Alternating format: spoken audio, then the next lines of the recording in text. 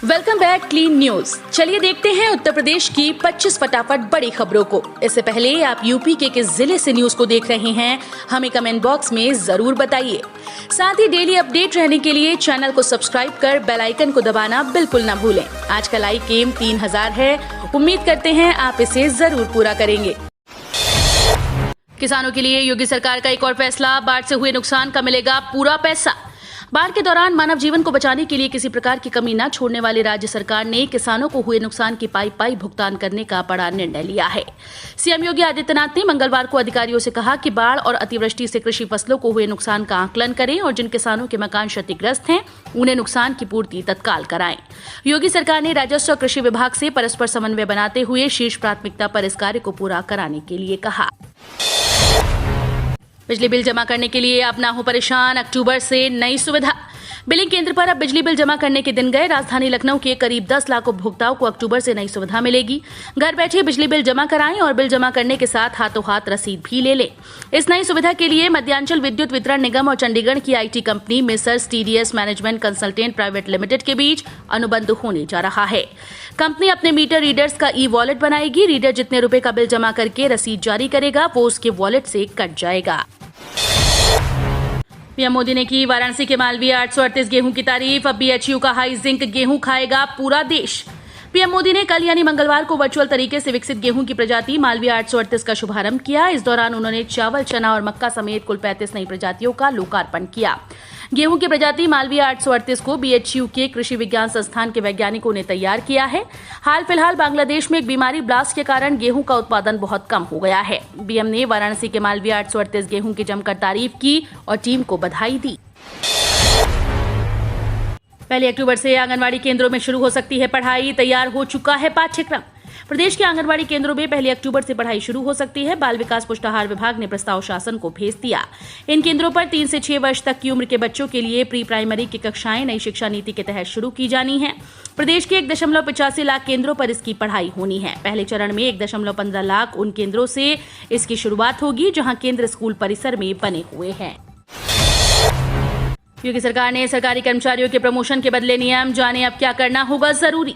उत्तर प्रदेश के योगी आदित्यनाथ ने सरकारी सेवाओं में प्रमोशन के लिए नियमों को बदल दिया। प्रमोशन के लिए आखिरी 5 वर्ष में 36 माह की गोपनीय प्रविष्टि पूर्ण होना अनिवार्य कर दिया गया।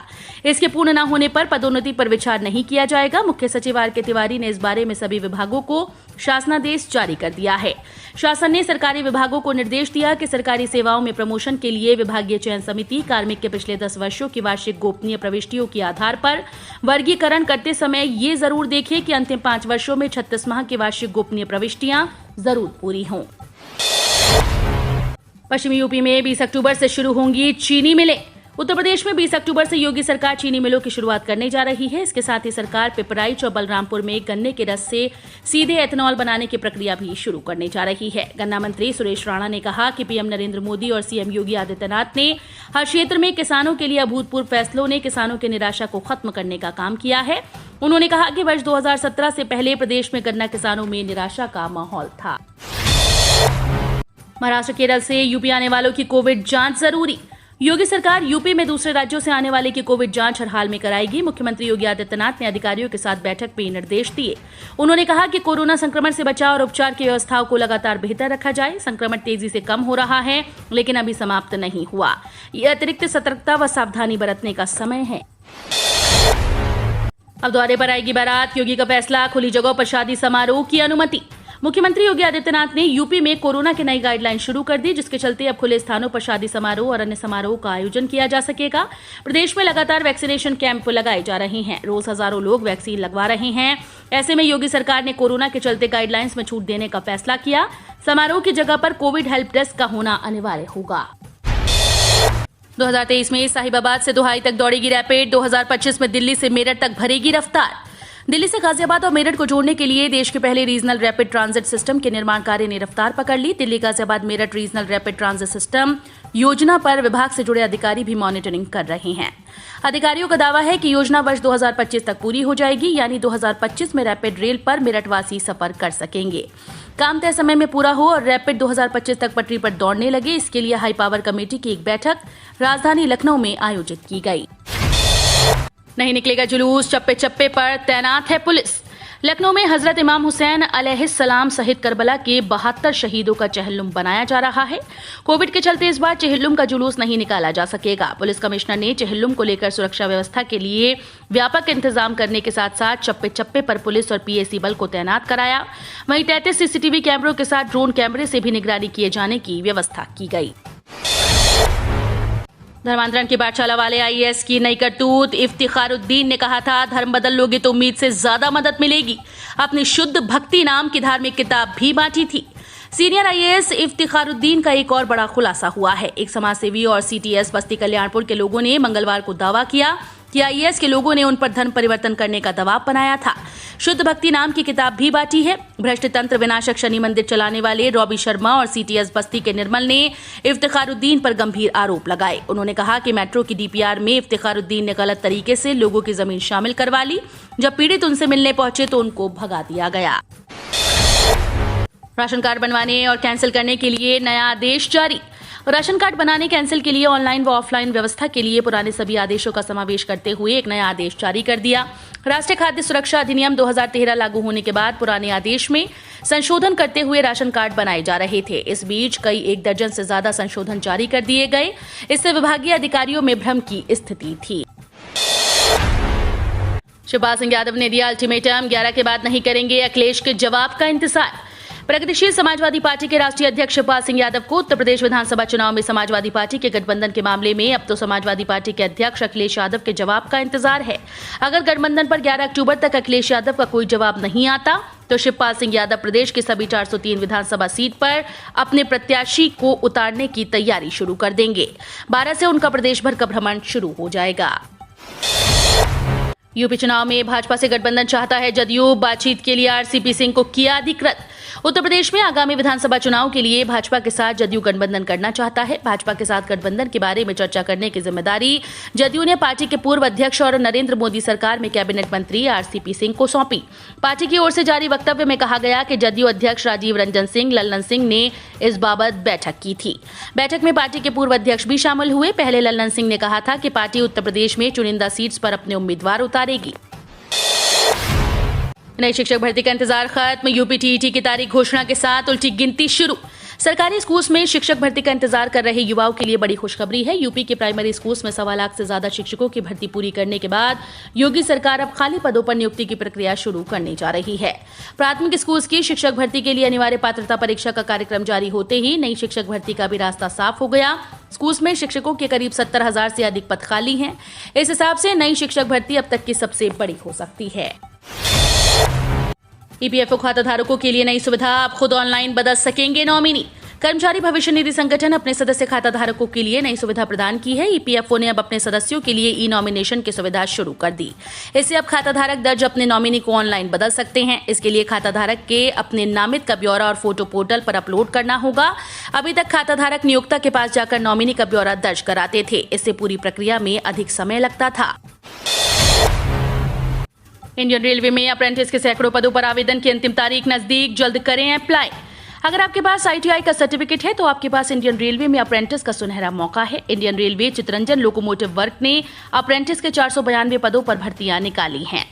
इन पदों पर आवेदन की अंतिम तारीख 3 अक्टूबर 2021 है। खास बात यह है कि अप्रेंटिस के इन पदों पर उम्मीदवारों का चयन 10वीं की मेरिट के आधार पर किया जाएगा। चयनित उम्मीदवारों को अप्रेंटिस के दौरान हर महीने स्टाइपेंड दिया जाएगा। सीएसए ने आलू फसल के लिए जारी की गाइडलाइन। वैज्ञानिक विधि से 30 कुंटल प्रति हेक्टेयर तक उत्पादित हो सकता है आलू। चंद्रशेखर आजाद कृषि और प्रौद्योगिकी विश्वविद्यालय के कुलपति डॉक्टर DR सिंह ने आलू की फसल के लिए किसानों के लिए गाइडलाइन जारी की है। सीएससी के कल्याणपुर स्थित साग भाजी अनुभाग के वरिष्ठ वैज्ञानिक डॉक्टर राम बटुक सिंह ने बताया कि आलू की बुआई का सबसे उचित समय अक्टूबर का महीना होता है। साथ ही किसानों को सलाह दी जाती है कि बुआई हेतु आलू को कोल्ड स्टोर से 1-2 हफ्ते पहले बाहर निकाल कर रख लें। उसके बाद बीजों को शोधित करने के उपरांत बुआई कर दें। भारतीय स्टेट बैंक ने निकाली 606 सरकारी नौकरियां। भारतीय स्टेट बैंक में सरकारी नौकरी की इच्छा रखने वाले उम्मीदवारों के लिए खुशखबरी है। देश के सार्वजनिक क्षेत्र के सबसे बड़े bank state bank of India ने वेल्थ मैनेजमेंट बिजनेस यूनिट में स्पेशलिस्ट कैडर ऑफिसर के पदों समेत कुल 3 भर्ती विज्ञापन जारी कर दिए। 3 भर्ती विज्ञापनों के माध्यम से कुल 606 पदों पर भर्ती की जानी है। आवेदन के इच्छुक उम्मीदवार SBI की आधिकारिक वेबसाइट sbi.co.in पर दिए गए लिंक या नीचे दिए गए डायरेक्ट लिंक से आवेदन कर सकते हैं। किसानों की आय बढ़ाने के लिए यूपी में अब लगेंगी वाइनरी इकाइयां, बढ़ेंगे रोजगार के नए अवसर। उत्तर प्रदेश की योगी आदित्यनाथ सरकार किसानों की आय दुगना करने को प्रयासरत है। विभिन्न योजनाओं के माध्यम से नकदी फसलों के उत्पादन पर जोर दिया जा रहा है। इनमें फल और सब्जी की खेती अहम है। शासन ने विभिन्न प्रकार के फलों को प्रसंस्कृत कर किसानों को उचित मूल्य दिलाए जाने के लिए वाइनरी की स्थापना करने का निर्णय लिया। प्रदेश सरकार फल उत्पादक किसानों की उपज का सदुपयोग व उनकी आय बढ़ाने के लिए वाइनरी स्थापित कराएगी। मकान या दुकान के बाहर मुफ्त में लगवाएं चार्जिंग स्टेशन, कमाएं पैसे। इलेक्ट्रिक 2 व्हीलर्स बनाने वाली इलेक्ट्रिक व्हीकल कंपनी ई-बाइक-गो देश भर में अपना चार्जिंग स्टेशन नेटवर्क तैयार कर रही है। इसके लिए कंपनी ने एक अनोखा तरीका निकाला है। कंपनी आम लोगों को उनकी दुकान या मकान के बाहर मुफ्त में चार्जिंग स्टेशन लगाकर एक्स्ट्रा इनकम करने का मौका दे रही है। ई-बाइक-गो देश भर में 1 लाख से अधिक चार्जिंग स्टेशन का नेटवर्क तैयार करना चाहती हैं। इसलिए कंपनी मुफ्त में रेजिडेंशियल अपार्टमेंट, हॉस्टल या किराने की दुकानों के बाहर इस तरह के चार्जिंग स्टेशन मुफ्त में लगाकर इनके मालिकों को कमाई का मौका दे रही है। QR कोड स्कैन पेमेंट करने वाले हो जाएं सतर्क, SBI ने जारी की चेतावनी। SBI ने अपने यूजर्स को अलर्ट किया है कि पैसे प्राप्त करने के लिए QR कोड का इस्तेमाल कभी नहीं किया जाता। आपको बता दें कि QR कोड एक तरह का स्टैटिक इमेज होता है, इसे हैक नहीं किया जा सकता, लेकिन ठग इसे धोखे से रिप्लेस कर सकते हैं या फिर आपको प्रलोभन देकर QR कोड स्कैन करने के लिए प्रोत्साहित कर सकते हैं। अगर QR कोड स्कैन करते हैं तब भी अपना UPI पिन दर्ज ना करें जब तक कि आप पैसे नहीं भेजना चाहते। आपको बता दें कि पैसे प्राप्त करने के लिए आपको अपना UPI पिन दर्ज करने की जरूरत नहीं होती है, इसलिए आपको ध्यान रखना चाहिए कि केवल पैसे भेजने के लिए केवल QR कोड का इस्तेमाल करें और पैसे प्राप्त करने के लिए नहीं। ग्रेजुएटी नियम में हुआ बड़ा बदलाव, रिटायरमेंट पर अब इस कैलकुलेशन से होगा हिसाब किताब। मोदी सरकार ने केंद्रीय कर्मचारियों की ग्रेजुएटी कैलकुलेट करने के नियम में बदलाव कर दिया। अब इन्हीं नियमों के आधार पर केंद्रीय कर्मचारियों के रिटायरमेंट पर ग्रेजुएटी मिलेगी। इसके दायरे में केंद्र सरकार के वे सभी कर्मचारी, डिफेंस सर्विसेज में काम करने वाले सिविल गवर्नमेंट सर्वेंट आएंगे जो 1 जनवरी 2004 से सरकारी सेवा में हैं। हाल में नोटिफाई किए गए सेंट्रल सिविल सर्विस रूल्स 2021 के मुताबिक ग्रेजुएटी को लेकर किया गया कोई क्लेम अब इन्हीं नियमों को मानकर होगा। पेटीएम दे रही फॉरेन से डायरेक्ट फंड ट्रांसफर की सुविधा, विदेश से सीधे डिजिटल वॉलेट में आएंगे पैसे। विदेश में रह रहे दोस्तों रिश्तेदार से कैश पाने का एक नया और आसान तरीका आया है। पेटीएम ऐसी सर्विस शुरू कर रही है जिसके जरिए आप विदेश से पैसे सीधे अपने डिजिटल वॉलेट में पा सकेंगे। पेटीएम पेमेंट्स बैंक ने इसके लिए रिया मनी ट्रांसफर से करार किया है। इसका फायदा पेटीएम पेमेंट्स बैंक के 33.3 करोड़ कस्टमर उठा सकेंगे। हर किसी को 5 रुपए में नाश्ता और 10 में भोजन कराएगा गोरखपुर विश्वविद्यालय। दीनदयाल उपाध्याय गोरखपुर विश्वविद्यालय में पढ़ाई करने वाले विद्यार्थियों के साथ ही आमजन को भी विश्वविद्यालय रियायती दर पर 5 रुपए में नाश्ता और 10 रुपए में भोजन कराएगा। पंडित दीनदयाल उपाध्याय के अंत्योदय की विचारधारा से प्रभावित होकर विश्वविद्यालय प्रशासन ने जनहित से जुड़ा महत्वपूर्ण फैसला लिया है। विश्वविद्यालय प्रशासन के इस फैसले को कार्य परिषद की स्वीकृति भी मिल गई है। हम रोज ऐसे ही न्यूज लाते रहेंगे। यदि आपने अभी तक क्लीन न्यूज यूपी को सब्सक्राइब नहीं किया है तो फटाफट सब्सक्राइब कर लें। साथ ही बेल आइकन को प्रेस करना बिल्कुल ना भूलें ताकि लेटेस्ट अपडेट मिस ना हो।